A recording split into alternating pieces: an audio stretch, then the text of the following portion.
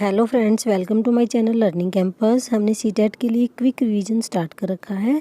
आज हम पढ़ेंगे प्रमुख पौधों के बारे में। पौधों से रिलेटेड भी बहुत क्वेश्चन आते हैं सीटेट के अंदर। चलिए स्टार्ट करते हैं। सबसे पहले हम पढ़ेंगे घटपर्णी पौधा। इसे इंग्लिश में निपेंथिस भी बोलते हैं।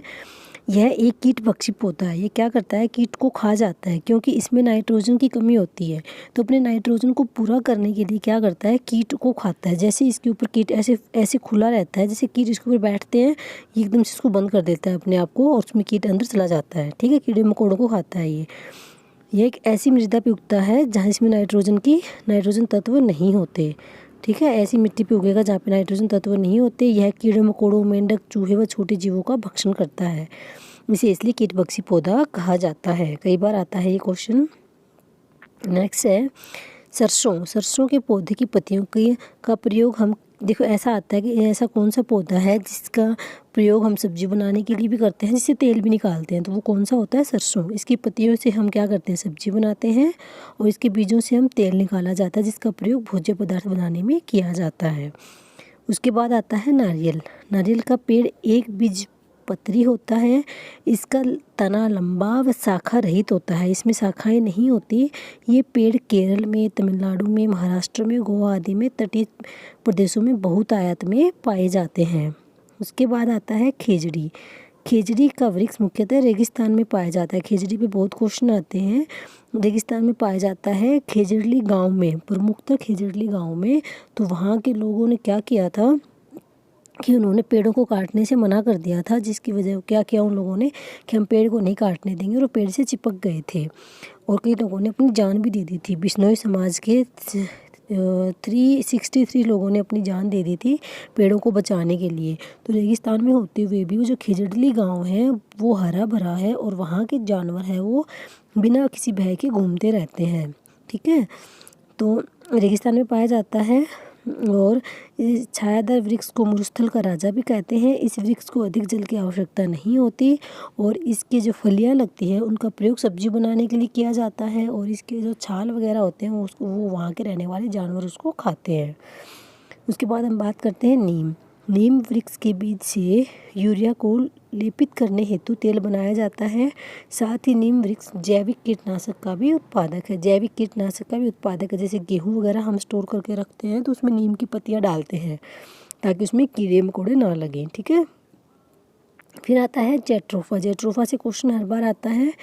जेट्रोफा के बीज से बायोडीजल उत्पन्न किया जाता है, तथा तेल निकालने के बाद बची खली का प्रयोग जैविक खाद्य के रूप में किया जाता है। ठीक है, फिर आता है कैक्टस का भी बार बार आता है। कैक्टस है वो मरुस्थलीय जगह पे होता है, और इसका जो तना होता है ना वो मोटा होता है, मोटा मोटा तना होएगा फूले हुए तने में।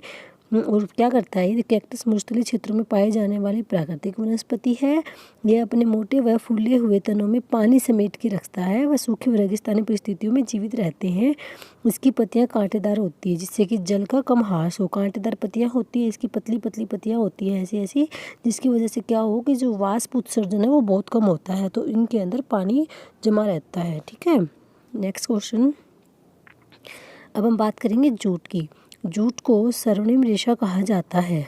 गोल्डन अगर ऐसा आ जाता है तो जूट को कहते हैं। ठीक है, स्वर्णिम रेशा कहा जाता है। इसका प्रयोग दरी, बोरे, तंबू एवं रस्सी बनाने में किया जाता है।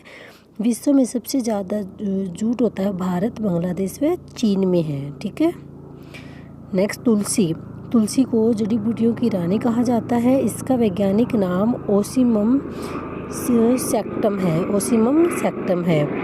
फिर हम बात करते हैं बीटी कपास एक ट्रांसजेनिक पौधा है। इस पौधे में प्राकृतिक रूप से कीटनाशक उत्पादित करने की क्षमता होती है, जिसकी वजह से यह हानिकारक कीटों से स्वतः ही रक्षा कर लेता है।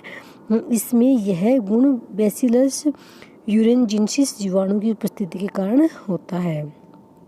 नेक्स्ट देखो ये वाला क्वेश्चन काफ़ी इंपॉर्टेंट है, बहुत बार आया है कि भारतीय वन अधिनियम 27 दिसंबर 2017 को पारित हुआ था, और इसमें वृक्षों की सूची में से बांस को हटा दिया गया है, क्योंकि बांस क्या है? वृक्ष नहीं है, बांस घास की श्रेणी में आता है।